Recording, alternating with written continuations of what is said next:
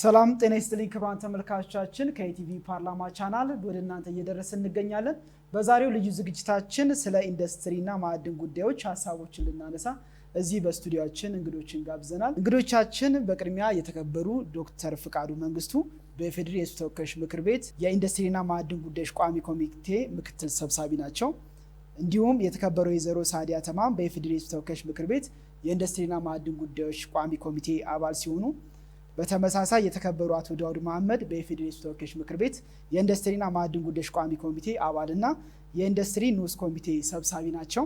ከእንግዶቻችን ጋር ስለ ሀገር በኢንዱስትሪና ማዕድን ዙሪያ ላይ እያስመዘገበች ያለችውን እምርታ በተመለከተ ቆይታ የምናደርግ ይሆናል። እንድትከታተሉን በአክብሮት ጋብዛለሁ። በቅድሚያ ሁላችሁም ለሰጣችሁን ጊዜ ከልብ አመሰግናለሁ። ቀዳሚ ጥያቄ የማደርገው ከተከበሩ ዶክተር ፍቃዱ ይሆናል። ሀገራችን ከዚህ በፊት በነበራት የኢኮኖሚ ስርዓት ውስጥ ግብርና መር ኢኮኖሚ ስርዓትን ትከተል ነበርና ከጥቂት ዓመታት ደግሞ ወደዚህ ብዝሃ ዘርፍ ኢኮኖሚን በማምጣት ወይንም ወደ ስራ በማስገባት ስራዎች ተጀምረዋል ወይንም አፈጻጸሞች እየታዩ ይገኛሉ። ከዚህ ውስጥ እንግዲህ ተጠቃሽ የሆኑት የኢንዱስትሪና ማዕድን ዘርፎች ናቸው። እነዚህ የኢንዱስትሪና ማዕድን ዘርፎች ከሌሎቹ ዘርፎች በምን ይለያሉ የሚሉን ነገር ቅድሚያ ብናደርግበት። ሀገራችን ብዙ ሀብት ያላት ሀገር ናት። እንዳልከው ከዚህ በፊት በነበሩ ስርዓት የግብርና መር ኢኮኖሚ እድገትን ፖሊሲ አቅጣጫ ይዞ ሲኬድበት የነበረ ነው። ግን ሲታይ ከለውጡ ወዲህ በአሁኑ ጊዜ ለዚህ ሀገር አዋጭ ነው ቢሎ ሲጀምር ምክንያት አለው ማለት ነው። አንደኛው ምክንያት ሊሆን የሚችለው ሀገራችን በአንድ የኢኮኖሚ ዘርፍ ብቻ የአጠቃላይ ሀገራዊ የሆነ የማህበረሰቡ ተጠቃሚነት ሊመጣ አይችልም፣ የሀገር እድገት ሊመጣ አይችልም የሚል እሳቤ ያለው። በሁለተኛ ደረጃ ደግሞ ሀገሪቷ ብዙ ሀብት አላት። ከተፈጥሮ ሀብት ለምሳሌ ማዕድን ዘርፍ ማየት እንችላለን። ብዙ ሊጠቀሱ የሚችሉ የማዕድን ከወርቅ ጀምሮ ከድንጋይ ከሰል ጀምሮ ሌሎች የጋዝንም ጭምር ብዙ ሀብት አለን። በዚህ መበልጸግ እንችላለን የሚል እይታ አለ። በኢንዱስትሪው ዘርፍ ደግሞ አንድ ሀገር በግብርና ብቻ ሊያድግ አይችልም። ግብርና መር ብቻውን ይዞ ሊያሻግር አይችልም። ኢንዱስትሪው ተቀብሎ አጠቃላይ መዋቅራዊ ለውጥ ሊመጣ ይገባል። ከዚህ አኳያ ኢንዱስትሪ ኤክስፖርት ከማድረግ እሴትን በመጨመር ተኪ ምርቶችን ሀገር ውስጥ በመተካት ከግብርና ጋር ተሳስሮ የተሻለ ኢኮኖሚ በሀገሪቷ ውስጥ እንዲመጣ ይፈለጋል። በሀገር ውስጥ ብቻ ሳይሆን ተወዳዳሪ ዓለምም ተወዳዳሪ እንዲሆን ይፈለጋል እና ሌሎችንም ዘርፎች ይዞ እነዚህን ትኩረት አድርገን ከሄድን በብዝሃ ዘርፍ ሀገራችን ካላት ሀብትና ካላት የሰው ሀብት ካላት የተፈጥሮ ሀብት ካላት ሪሶርስ በአጠቃላይ ማህበራዊ ለውጥ ልናመጣ የምንችለውና ሀገራችንን ልናሻግር የምንችለው በዚህ በብዝሃ ዘርፍ አኳያ ነው። በተለይ ደግሞ የኢንዱስትሪና የማዕድን ዘርፍ ኢንዱስትሪን ብንወስድ በማህበራዊ አደረጃጀት ራሱ ከተለያዩ ተቋማት ጋር ተያይዞ የቀረበ ያለ ነበር። ከንግድ ጋር አብሮ የነበረበት ጊዜ ይታወሳል። ትልቅ ትኩረት ተሰጥቶት ለብቻ ወጥቶ ፖሊሲ ተቀርጾለት ለሀገር ኢኮኖሚ ትልቅ አስተዋጽኦ ሊያደርግ ይችላል ተብሎ የተሄደበት አሁን ነው።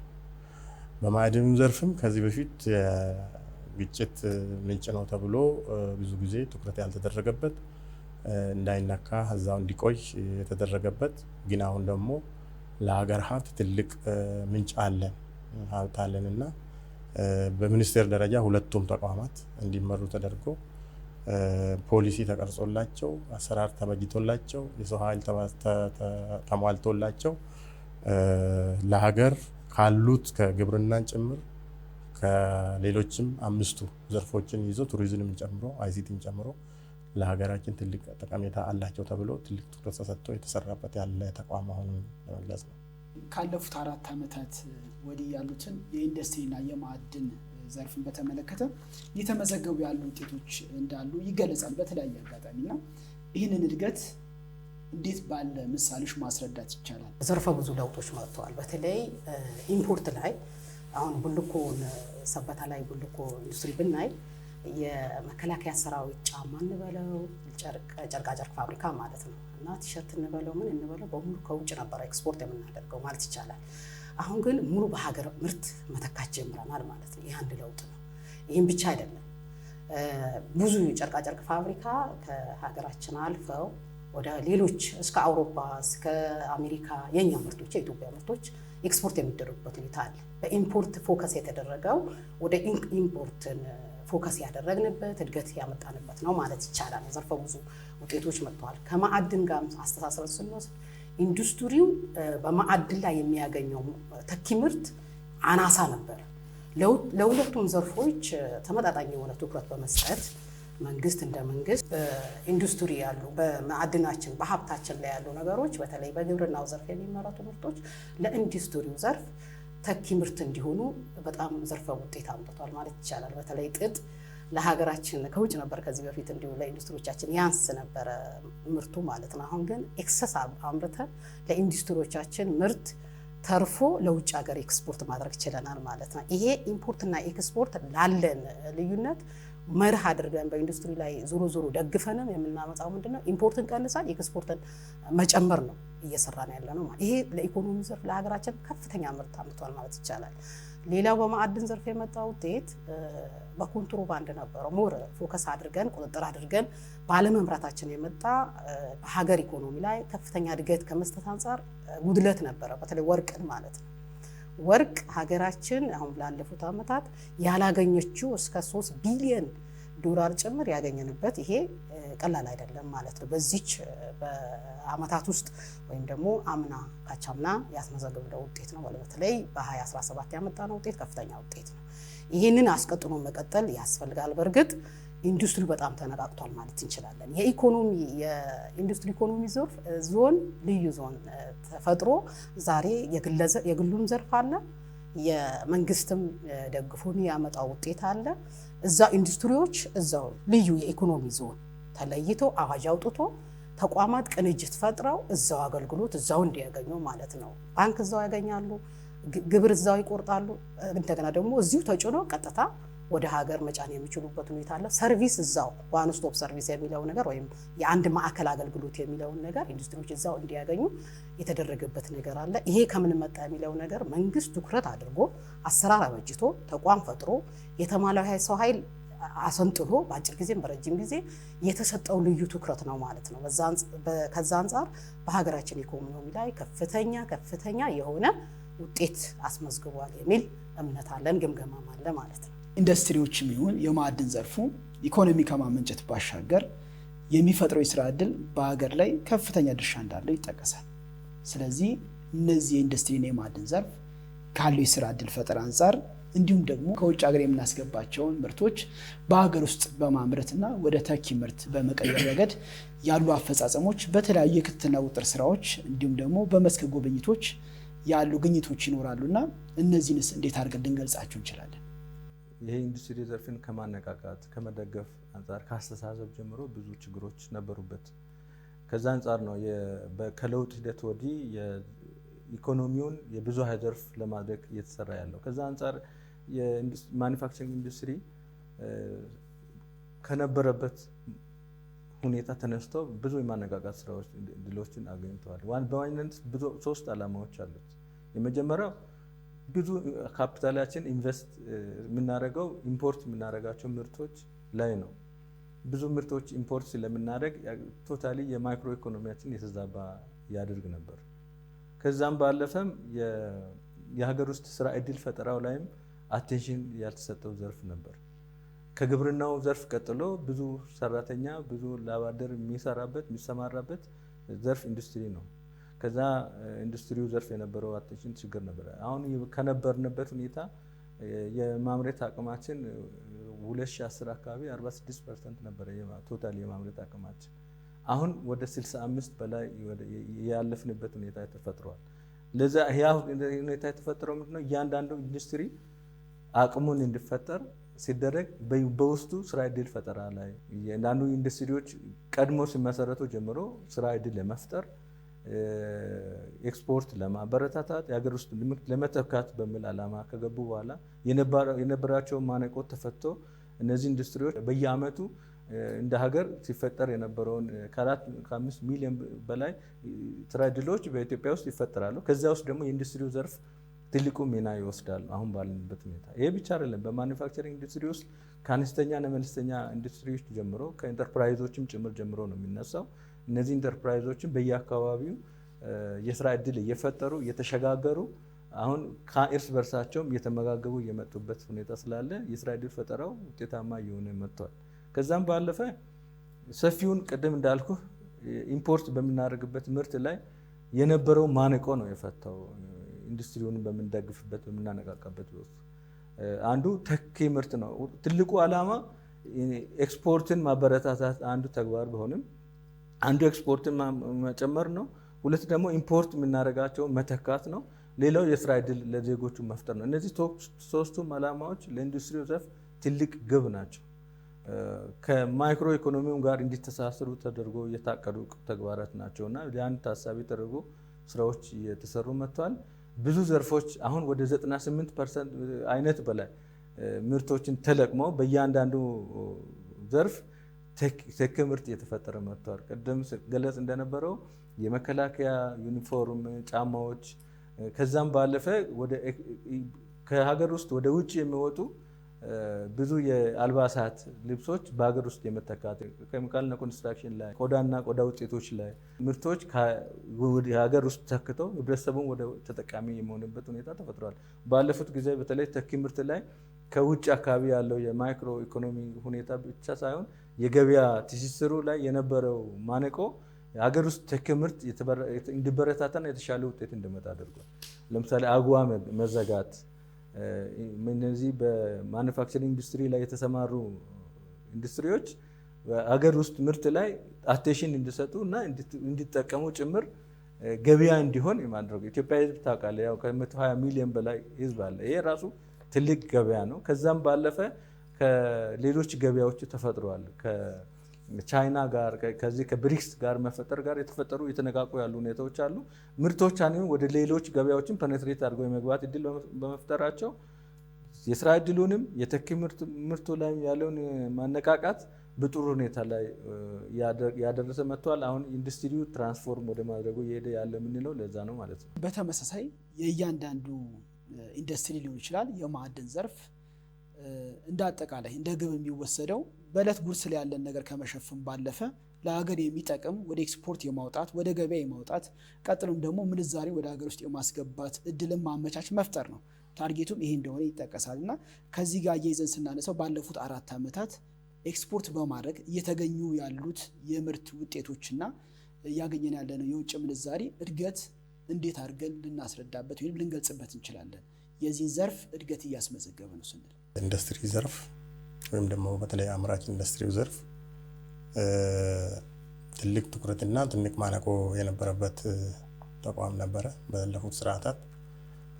ነገር ግን ከለውጡ ወዲህ መንግስት በአጠቃላይ የፖሊሲ ለውጥ የእይታ ለውጥ አድርጎ እነኚህ ዘርፎች ወደ ስራ ገብቶ ውጤታማ እንዲሆኑ ትልቅ ትኩረት ተሰጥቶ እየተሰራበት ነው ያለውና አንዱ የዚህ የማክሮ ኢኮኖሚ ማሻሻያ መደረጉ ለኢንዱስትሪው ዘርፍ ትልቅ አስተዋጽኦ አድርገዋል።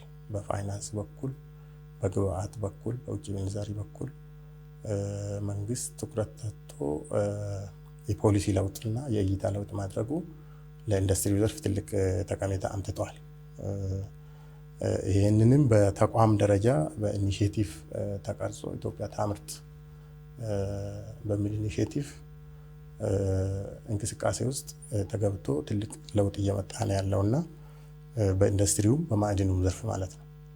በአምራች ኢንዱስትሪ አሁን ለምሳሌ አንዱን ማሳያ መጥቀስ ቢቻል በአመት ወደ $4.5 ቢሊዮን ለማግኘት እየተሰራ ነው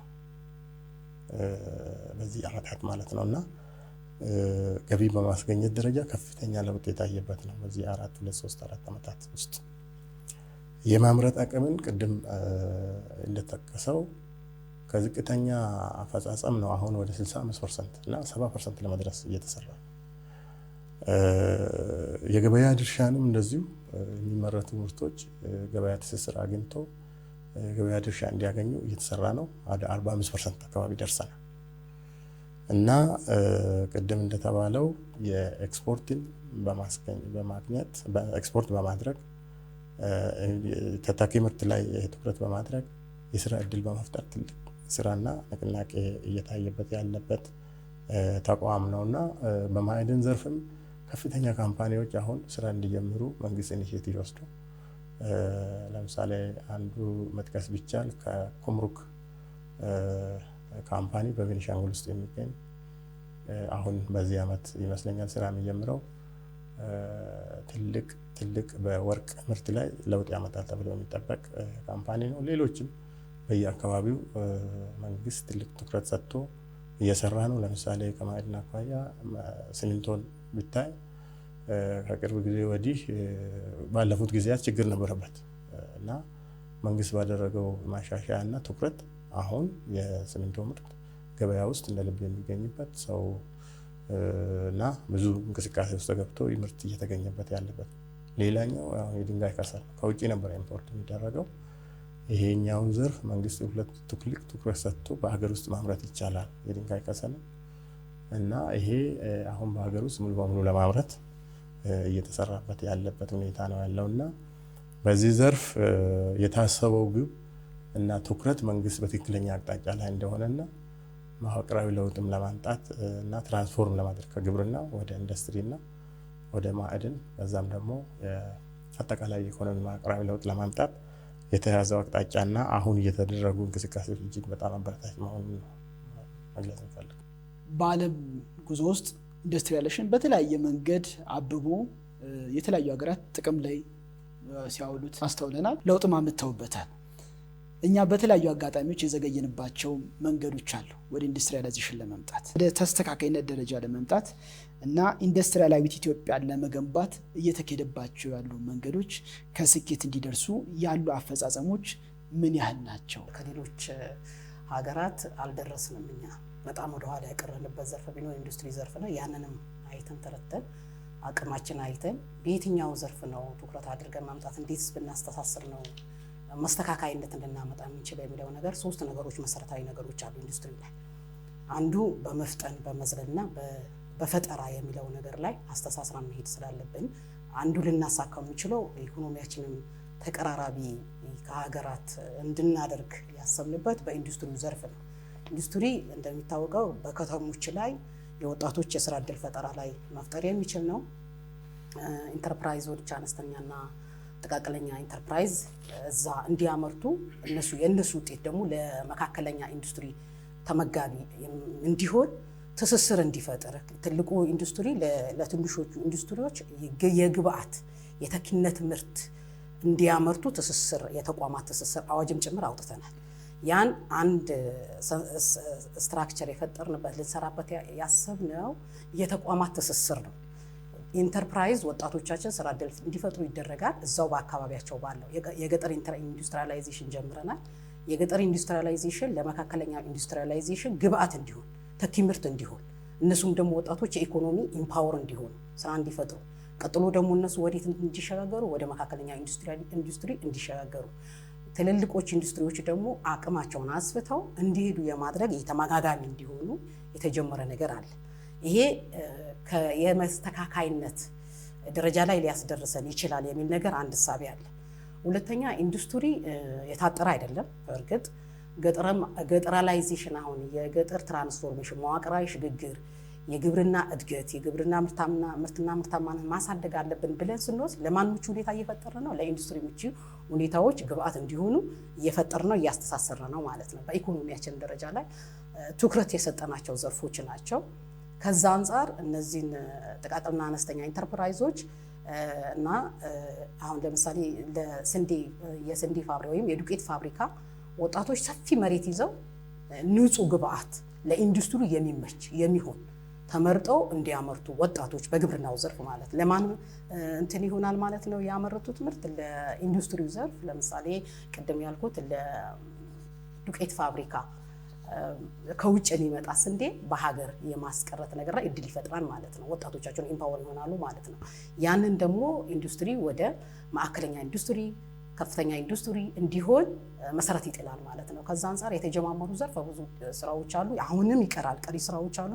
እነዚህ ቀሪ ስራዎች ምንድናቸው? በተለይ በጥቃቅንና አነስተኛ የተደራጁ ወጣቶቻችን የገበያ ትስስሩ እንዲፈጥር እሱን አጠናክሮ መቀጠል ያስፈልጋል። እነዚህ ሶስት ነገሮች መፍጠን፣ መዝለል፣ መፍጠር የሚለው ነገር አስተሳስረን ከሄደ ሀገራችን ላይ ያለው ኢንዱስትሪ ከዚህም በላይ ኢኮኖሚ ላይ የከፍተኛ የሆነ ተጽዕኖ መፍጠር ይችላል። በሀገር ደረጃም ደግሞ እንደ ሀገር ከሌሎች ሀገራት ላይ የመስተካከያ ለምሳሌ አሁን የቻይናን ማየት ይቻላል። የሌሎቹም ሀገራት አይተናል። የኛ ግን ከነሱ ወዴት ነው የሚለው ነገር አሁን የመስተካከያው በመፍጠር በመዝለል የሚለው ነገር ላይ ይሄ አሁን ቅድም ያልኩት የሽግግሩ ነገር የኢንተርፕራይዝ የገጠር ኢንዱስትሪ ተመጋጋቢ ሆኖ ለከፍተኛ ኢንዱስትሪ የሚመጋገብበት ሰንሰለትና ስትራክቸር አጠናክረን ከሄድን የመስተካካይነት ስራችን የቀጠለ የተጠናከረ እንዲሆን ከፍተኛ ሚና ይኖረዋል ተብሎ ታሳቢ ሆኖ እየተሰራ ነው ያለው። እኛም በዛ ልክ ክትትል ቁጥጥር የምናደርግበት ሁኔታ ነው ያለው ማለት ነው። እንደ ሀገር ብዝሃ ዘርፍ ኢኮኖሚ ላይ ስንመጣ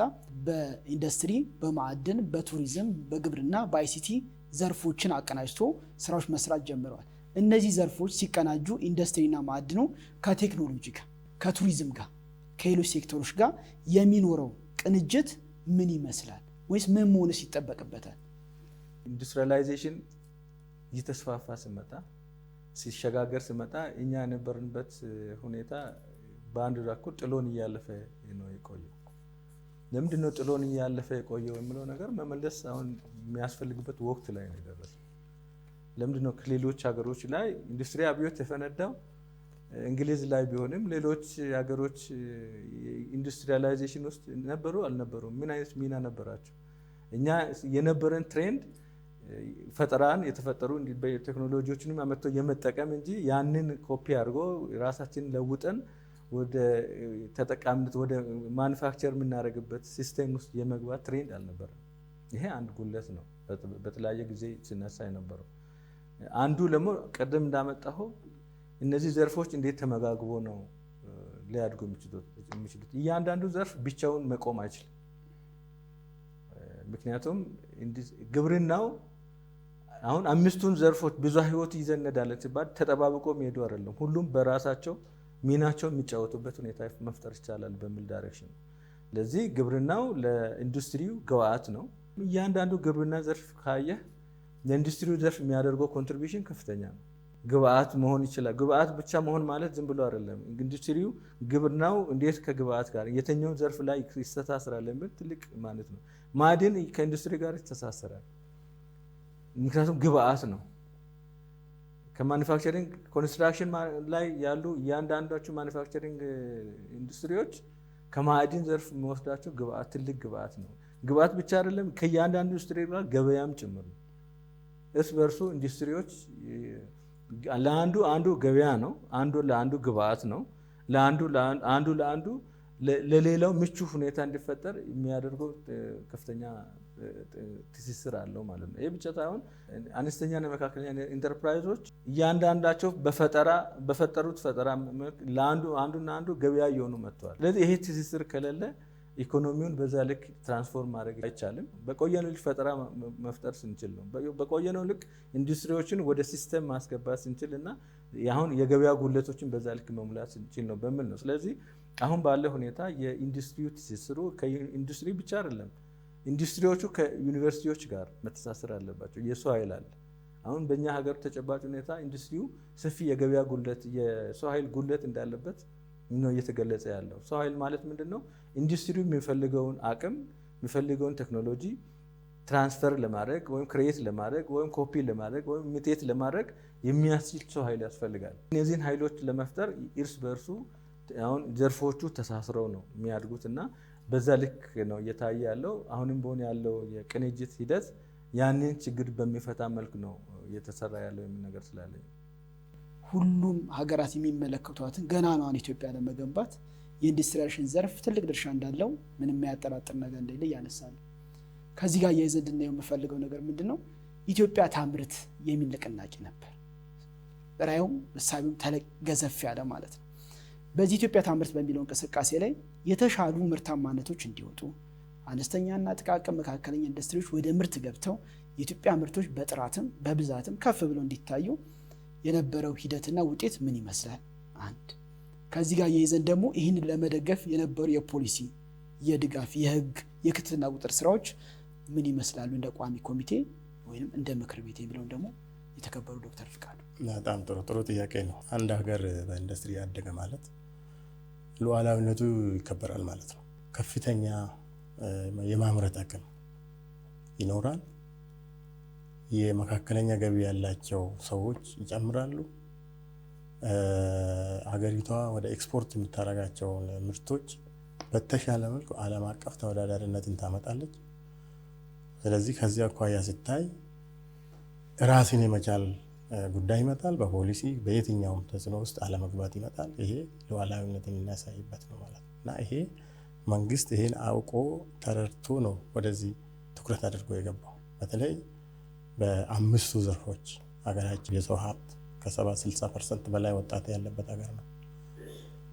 ከፍተኛ የተፈጥሮ ሪሶርስ ያለን ሀገር ነን እና መሬት ያለን ሀገር ነን እና እነዛን አሰናስለን ተጠቅመን ማሻገር የሚቻልበት አቅጣጫ የተያዘበት በፖሊሲ ትኩረት ያገኘበት ዘርፍ ነው። ሰላምን፣ ሀገራችን ሉዓላዊነትን፣ በኢኮኖሚ ተጠቃሚነትን የምናመጣው ትልቅ በማምጣት ረገድ እነዚህ ዘርፎች ትልቅ ተጠቃሚታ አላቸው። ይሄን ተረድተው ቅድም እንዳልኩ ተቋማትን ከመገንባት አኳያ ነው መነሻ ያደረገው።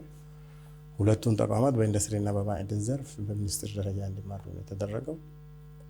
የራሳቸውን የሰው ኃይል በራሳቸው በጀት፣ በራሳቸው ፖሊሲ፣ በራሳቸው አሰራር ትልቅ ትኩረት ተሰጥቶ ኢኮኖሚውን ሊቀይሩ በሚችሉ አግባብ ምቹ ሁኔታ እንዲፈጠር ነው የተደረገው። ኢትዮጵያ ታምርት የሚል ኢኒሼቲቭ የተለያዩ ሀገራት ሜድ ኢን ቻይና ሜድ ኢንዲያ እያሉ ኢኒሼት ሲያደርጉ ነበርና በሌሎች ሀገሮች ማለት ነው እና እኛም በዚህ አኳያ እንዴት አድርገን የተሻለ እንቅስቃሴ ውስጥ ገብተን ከአስተሳሰብ ጀምሮ በዚህ ዘርፍ ማደግ ይቻላል የሚል ኢሳቤ እንዲመጣ የኢትዮጵያ ታምርት ንቅናቄ ተጀመረ።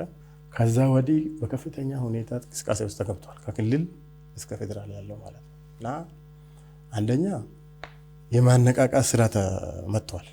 በኢንዱስትሪ ዘርፍ በአምራች ኢንዱስትሪ ዘርፍ የተዘጉ ኢንዱስትሪዎች አምራቾች ወደ ስራ እንዲገቡ ተደርጓል። በከፍተኛ ከ300 እስከ በላይ ማለት ነው። በእያንዳንዱ ክልል ባለው ሀብት ተንቀሳቅሶ እንዴት አድርጌ የዚህን ዘርፍ ውጤታማነት ለማምጣት እየተሰራ ያለው እንቅስቃሴ ትልቅ ነው። ለዚህ ዘርፍ ትልቅ ትኩረት የተሰጠው ከዚህ ጋር ተያይዞ የመጣው ካውንስል ተቋቁሞ የአምራች ዘርፉን እንዲደግፍ ተቋቁሞ እየሰራ ነው። በየወሩ እየተገናኘ የግብአት የፋይናንስ ያሉበት የሰው ኃይል ሁሉንም በዘርፉ ዙሪያ ያሉትን ተግዳሮቶች ለመቅረብ ትልቅ ትኩረት ተሰጥቶ እየተሰራ ነው ማለት ነው። እንደ ሀገር የአምራች ኢንዱስትሪ ፖሊሲ ወጥቷል እና እሱ በአሰራር ተደግፎ ወደ ተጨባጭ እየተገባበት ነው ያለው። በአዋጅ ደረጃ እንደ ምክር ቤትም አዋጆች አውጥተናል። አንደኛው የኢንዱስትሪ ዩኒቨርሲቲ ትስስር አዋጅ ነው። ይሄ ኢንዱስትሪ ዘርፍ ቅድም እንደተባለው በራሱ ብቻ የሚቆም አይደለም። የኛውም ዘርፍ በእርግጥ ያው ድጋፍ ይፈልጋል። በራሱ የሚቆም ተቋም የለም። የራሱን ፒለር ይዞ ግን ብዙ ድጋፍ ይጠይቃል ኢንዱስትሪ። ለምሳሌ ከመሰረተ ልማት ብንነሳ መንገድ፣ መብራት፣ ውሃ ያስፈልጋል። ሌላ ተቋም ጋር አብሮ መስራት አለበት ማለት ነው። ፋይናንሻል ነክ ነገሮች ጋር ለመስራት ሌላ ተቋም ጋር ይሄዳል። ከጉምሩክ ጋር ተያይዞ ያሉ የአሰራር ስርዓቶች ጋር ሌላ ተቋም ጋር ይሄዳል። ከንግድ አካባቢ ጋር የሚሰሩ ስራዎች ጋር ሌላ ተቋም ጋር ይሄዳል እና ይህንን አቀናጅቶ መምራት ያስፈልጋል። ለዚህም ሲባል ነው ካውንስሉ ተቋቁሞ ይህንን ችግር በቅንጅት መፈታት አለበት ተብሎ ትልቅ ስራ ተገብቶ ውጤትም ታይቶበታል። ከውጭ ገቢን ከማግኘት ሀገር ውስጥን ከመተካት የስራ እድል ከመፍጠር የሀገር ውስጥ ገበያ ድርሻን ከማሳደግ አኳያ ትልቅ ለውጥ የታየበት ሴክተር ነው። የ10 ዓመት የመካከለኛ ዘመን እቅዶች ተቀርጾ እየተሰሩበት ነው ያለው። ሌላኛው አዋጅ ልዩ ኢኮኖሚ ዞን የሚል አዋጅ ወጥቷል። በዚህ በምክር ቤታችን ጸድቆ ስራ ላይ ገብቷል። እንደ ባለሀብቶች በልዩ ሁኔታ ትኩረት ተሰጥቶባቸው ለሚፈልጋቸው ችግሮች ተፈቶላቸው ስኬታማ ስራ እንዲሰሩ ይህ አዋጅ ትልቅ እገዛ ያደርግላቸዋል። ከግብአትም አኳያ፣ ከኤክስፖርት አኳያ፣ ከቢሮክራሲ አኳያ ችግራቸው ታይቶ በቀላሉ እንዲፈታ ለማድረግ ትልቅ ጥረት ተሰርተዋል። ሶስተኛ አዋጅ ያወጣነው አለ። እሱም የአምራች አስመራች አዋጅ የሚል አዋጅ ወጥቷል ባለፈው ጊዜ። እሱ ደግሞ ከግብዓት አኳያ ኢንዱስትሪ ግብዓት ሲፈልግ ከኢንዱስትሪ ጋር ከግብርና ጋር ይገናኛል፣ ከማዕድን ጋር ይገናኛል። ሌሎችም በግብዓትነት የሚጠቀምባቸው ትስስር ለመፍጠር ይሄ የአምራች አስመራች አዋጅ ትልቅ ጠቀሜታ አለው እና እነዚህን ስራዎች በመስራት ነው እንግዲህ ትልቅ ለውጥ እየመጣ ነው ያለው። ሀገሪቷም ትልቅ ትኩረት ተሰጣት ብዙ ተስፋ የሚጠበቅበት ሁለቱ ተቋማት ናቸው ማለት ነው። ከዚህ ጋር የይዘን አሁን በምናነሳው የኢንዱስትሪና ማዕድን ጉዳዮች ላይ ክትትልና ቁጥጥር የሚያደርገው በሕዝብ ተወካዮች ምክር ቤት የኢንዱስትሪና ማዕድን ጉዳዮች ቋሚ ኮሚቴ ነው። ይህ ቋሚ ኮሚቴ የዘርፉ ስኬታማነት በታለመለት ግብ ላይ እንዲዘልቅና ውጤታማ እንዲሆን የተጀመሩ ስራዎችን ከማስቀጠል አንጻር ቀጣይ ምን የቤት ስራዎችን ተግባራዊ ታደርጋላችሁ? ህግ በማውጣት ሊሆን ይችላል፣ ክትትልና ቁጥጥር በማድረግ ሊሆን ይችላል፣ ድጋፎችን በማድረግ ሊሆን ይችላል እና እዚህ ላይ ክብርት ሀሳቦት የሚሰጡ እንደ ማዕድንና ኢንዱስትሪ ዘርፍ ቋሚ ኮሚቴ ከሚከታተሉት ሚኒስቴር ተቋማት አንዱ ኢንዱስትሪ ዘርፍ ነው። ሁለተኛው ማዕድን ኢንዱስትሪ ዘርፍ ነው። ከስራቸው ደግሞ ተጠሪ ተቋማትም ጭምር አሉ። እነዚህ ተቋማት እቅዳቸው የ5 ዓመት እቅድ፣ የመካከለኛ ጊዜ እቅድ፣ ሀገራችን ደግሞ ደርሳለሁ ብላ ያቀደችው እቅድ ምን ይመስላል የሚለው ነገርና ከሴክተሩ ከአመቱ እቅድ ጋር አስተሳስረ አንድ የምናይበት አንድ በእቅድና ክንውን የሪፖርት ግምገማ ስርዓት ላይ አለ። አንድ እሱ ነው። ሁለተኛ ደግሞ በሪፖርት ያየነው በእቅድ ክንውን ያየነው በጽሁፍ ግብረ መልስ እንሰጣለን። ቀጥሎ ደግሞ የተሰሩ ስራዎችን ቼክ ኢንድ ባላንስ ወርደን እናያለን። በሪፖርት ያለው ተቋሙ የሰጠንን ቢሮ ቁጭ ብለን ግብረ መልስ ከሰጠን በኋላ ደግሞ እስቲ ያለው ስራ ምን ይመስላል ብለን ደግሞ በተግባር ተቋማቱ ጋር ሄደን ቼክ እናደርጋለን። እንደ ኢንዱስትሪው ምን ይመስላል ብለን ኢንተርፕራይዞችንም እናያለን። ትላልቅ ኢንዱስትሪም ከፍተኛ ኢንዱስትሪ ያሉትን ቼክ ሊስት አዘጋጅተን ሄደን ቼክ እናደርግበት ሁኔታ ነው ያለው። እዛ ያየነውን ግብረ መልስ ለታችኛው ተቋም ለኢንዱስትሪ ማኔጅመንት አካል ሰብስበን እዛ ግብረ መልስ እንሰጣለን። ቀጥለን ሲቀጥል ደግሞ በዛው አካባቢ ላለው የመንግስት እርከን ለመንግስት እርከናት እዛው ሰብስበን የክልል ወይም የክልል አመራሮች፣ የዘርፉ መሪዎች፣ የዘርፉ ማኔጅመንት አካላት ባሉበት ግብረ መልስ የሚሰጥበት ሁኔታ አለ። ሲቀጥል ደግሞ እንደገና ለሴክተር ወይም ደግሞ ለሚኒስቴር መስሪያ ቤቱ በግብረ መልስም በጽሁፍም የምንሰጥበት ሁኔታ ነው ያለው። የፊት ለፊት መድረክ አለ። የፊት ለፊት መድረክ አዘጋጅተን ግልጽ በሚሆኑ ጉዳዮች ላይ እነሱ ከሰጡን ታች ወርደን ካየነው ተቋሙ ካየነው ነገር አስተሳስረን ሪያክት የምናደርግበት ሁኔታ አለ የፊት ለፊት መድረክ ላይ ማለት። ይህም አንድ የክትትል ቁጥጥር ስልታችን ነው ማለት ነው። ሲቀጥል ደግሞ ለተቋሙ መንግስት የሰጠው በጀትም እናያለን፣ የጎደለው ነገርም እናያለን። የዘርፉ ቋሚ ኮሚቴ ቀላል ሚና የለውም።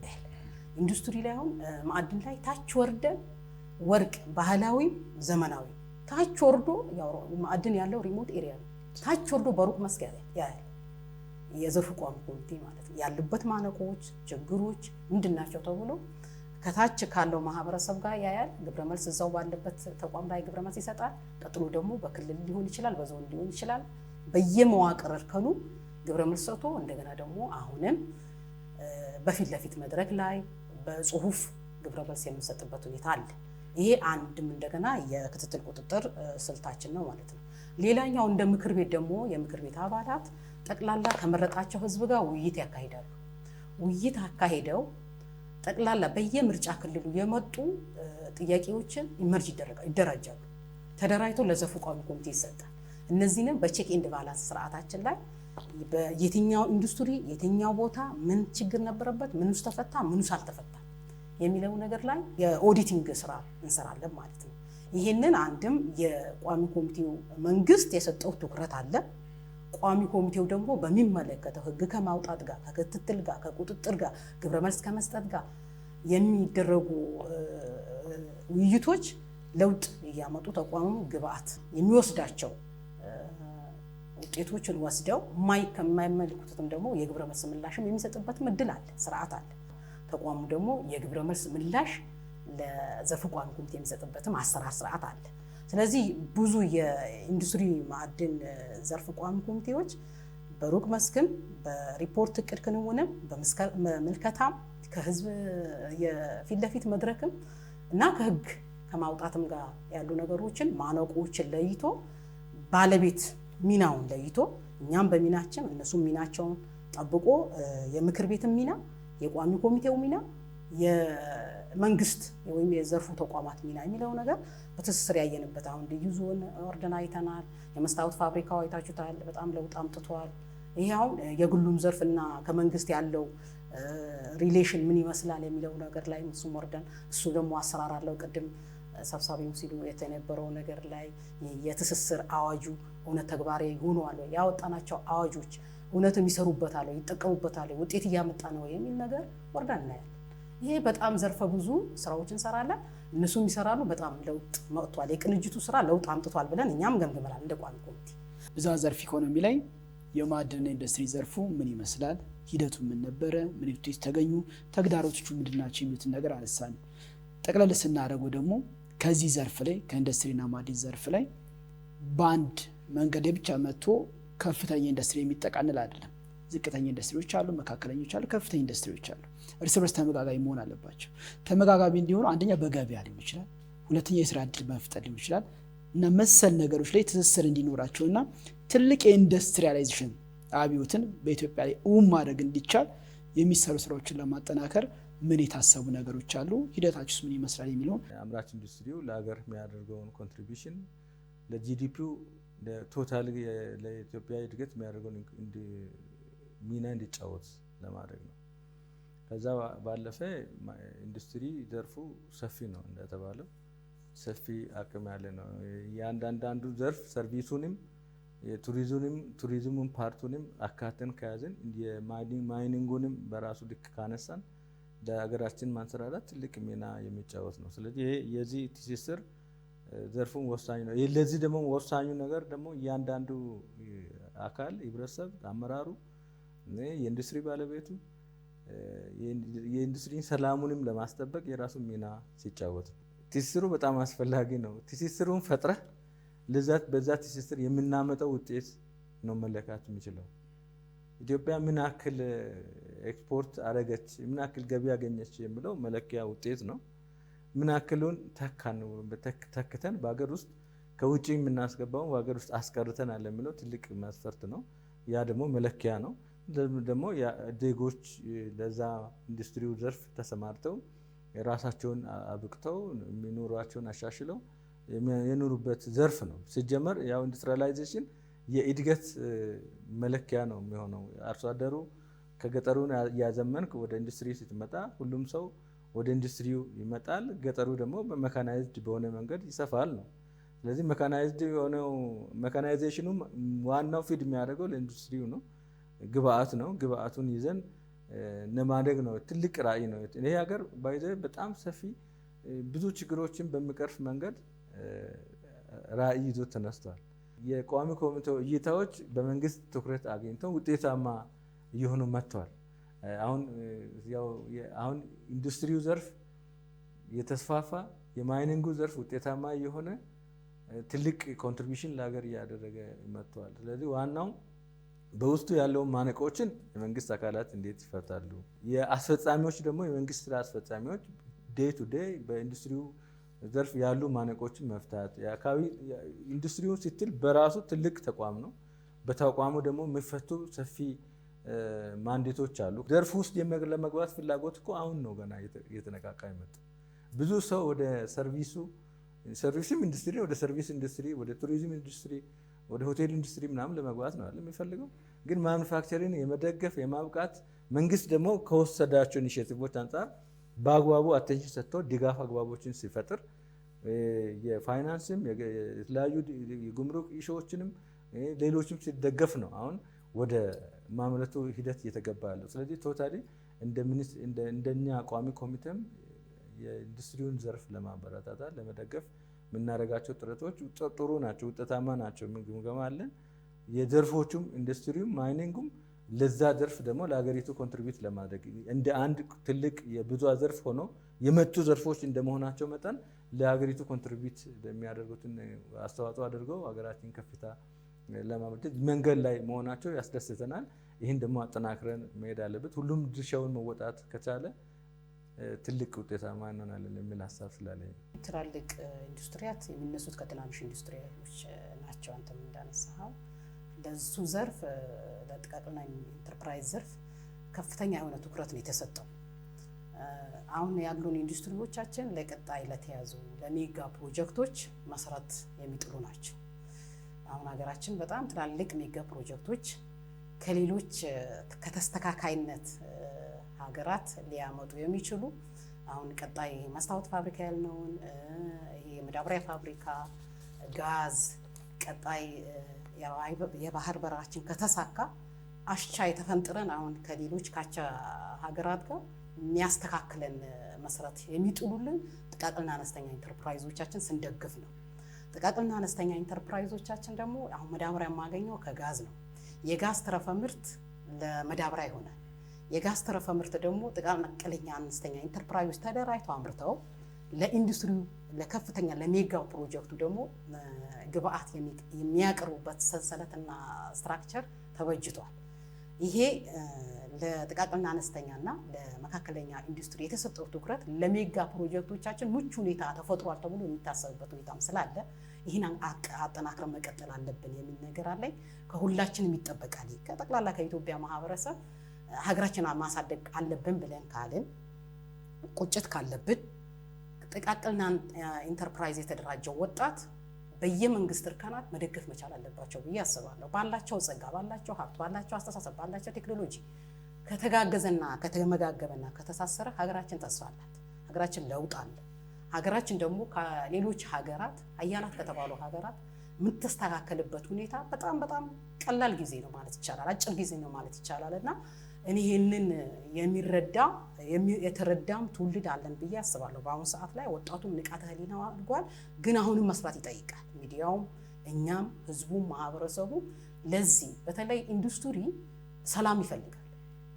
ማዕድን ባህሪው ከሌሎች ተቋማትና ከሌሎች ዘርፎች እኩል አይደለም። በግብርና ሜሪት አይደለም የምናየው። ኢንዱስትሪ በጣም ሰላም የሚፈልግ አፕሮች የሚፈልግ የራሱ የሆነ ባህሪ ስላለው ማህበረሰቡ ለኢንዱስትሪ ያለው እንደ ፕሌን የአይን ፕሌን ከጠበቀው ሀገራችን በጣም ሰፊ ተስፋ ያላት ሀገር ስለሆነች ይሄ ከተመጋገበና ይሄ ከተቀናጀ ሀገራችን ለውጥ ማምጣት ትችላለች። ለዚህ ዘርፍ ደግሞ ከሁሉም ሚና አለ ማለት ነው። ጠቅላላ የኢትዮጵያ ህዝብ ለኢንዱስትሪው ዘርፍ ትኩረት ሰጥቶ ኢንዱስትሪ ማለት ሁሉም ዘርፍ ነው። በነገራችን ላይ ኢንዱስትሪ ተቋሙ ብቻ ፋብሪካው ብቻ አይደለም። ግብአቱ ኢንዱስትሪ ነው። ግብርናው ኢንዱስትሪ ነው። ቱሪዝሙ ኢንዱስትሪ ነው። አኗኗራችን ደግሞ ኢንዱስትሪ ነው። ይሄ ኢንዱስትሪያላይዜሽን የምንፈልገው የሰለጠነ ዘመናዊነት ወይም ስንጡልነት ከፈለግን ከቤት ነው የሚጀምረው አስተሳሰቡ ማለት ነው። እና መደራችን አካባቢያችን የተያዘው የገጠር ኢንዱስትሪያላይዜሽን በሁሉም አስተሳሰብና በሁሉም ማህበረሰብ ፍላጎት የሚመጣ ስለሆነ ሀገርን የመገንባቱ ነገር ላይ ይህንን አጠናክሮ ለመቀጠል ሁሉም አሁን የሚሰነጥብልበት ሁኔታ አለ። ይሄ ምቹ ሁኔታ ነው ብዬ አስባለሁ። ኢንዱስትሪ ምንድነው? ግብርና እንዴት ነው የምናሻገረው? ኢንዱስትሪስ እንዴት ነው የምናሻገረው? የኢንዱስትሪ ችግር ምንድነው? ኢንዱስትሪስ ምን አመጣ የሚለው ነገር ለሁሉም እየተሰራ ነው። ግንዛቤ እየተሰጠ ነው።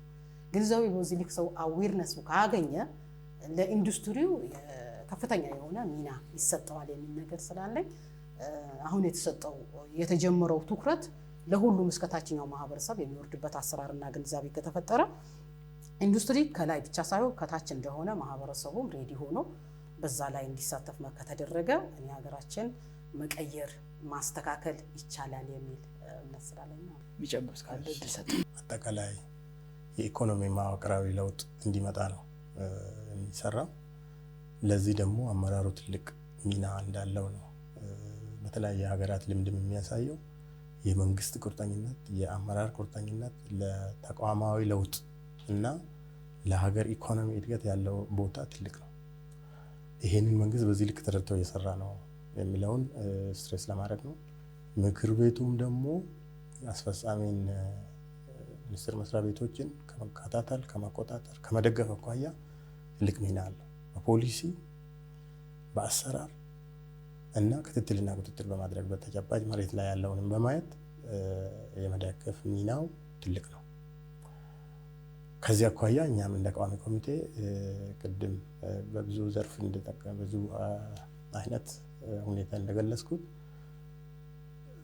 በርካታ ስራዎችን ስንሰራ ቆይተናል። ችግሮችን ከመለየት እና የተለየውን ችግር ደግሞ ግብረ መልስ በመስጠት ክትትልና ድጋፍ በማድረግ ከአዋጅ ማውጣት ጀምሮ እስከ ተጨባጭ መሬት ላይ ያለውን ሁኔታ ከመከታተል አኳያ ትልቅ ስራ የተሰራበት ነው። ሚኒስቴር መስሪያ ቤቱም ትልቅ ትኩረት አድርጎ እየሰራበት ያለበት ሁኔታ ነው ያለው። ግን ይሄ የምንረካበት አይደለም፣ ገና ብዙ ስራ ይጠይቃል። ስለዚህ በዚህ አግባብ ተረድቶ ነው መሰራት ያለበትና ቅድም ያልከው ትስስር እጅግ በጣም ወሳኝ ነው። መካከለኛው ከአነስተኛው ከመካከለኛው መካከለኛው ከከፍተኛው ጋር የቴክኖሎጂ ትስስር፣ የግብአት ትስስር፣ የገበያ ትስስር ተሰናስለው አብሮ ካላደጉ በተናጠል የሚሆን ጉዳይ አይደለምና አሁን በተያዘው አቅጣጫ ትልቅ የመፍጠርና አስፈላጊ ሲሆን ደግሞ ሊፕ ፍሮግ የሚደረግበት ቴክኖሎጂን በመጠቀም የመንግስት አቅጣጫ በተያዘበትና እንደ ምክር ቤትም ተጠናክረን ከሰራን የተሻለ ስራ እንሰራ ይመስለኛል። አመሰግናለሁ። እንሰራለን። ከልብ አመሰግናለሁ።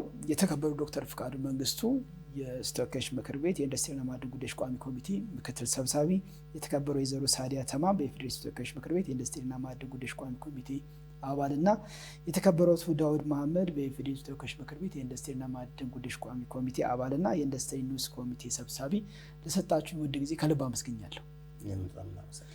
ክቡራን ተመልካቾቻችን በዛሬው ልዩ ዝግጅታችን በኢንዱስትሪና ማዕድን ጉዳዮች ላይ ሀሳቦችን ስንቀያየር ቆይተናል። ስለተከታተላችሁን ከልብ እናመሰግናለን። ከቀሪ የቲቪ ፓርላማ ዝግጅቶች ጋር ሰናይ ጊዜ ይሁንላችሁ።